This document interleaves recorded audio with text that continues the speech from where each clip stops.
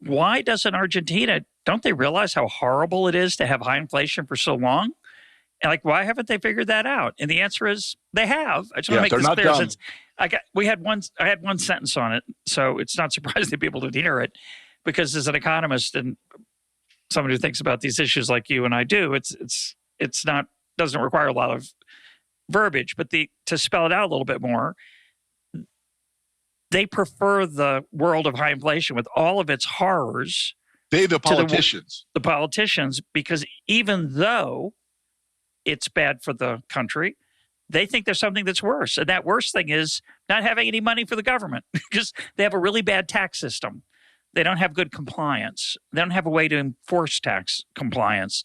They don't have a culture that encourages people to pay their taxes. So they've decided that the easiest way for them to raise money is to print it, which comes with a terrible cost. But so does not having an army, say, or whatever else they spend the money on. Now, it could be they're wrong. They made a mistake. But in general, my starting point would be that they've thought about it, right? And it's not simply they just don't realize what's happening. I assume they really do. I'm embarrassed. I listened to that podcast yesterday, and that I should have started with that example, because that's perfect. That is exactly the same logic.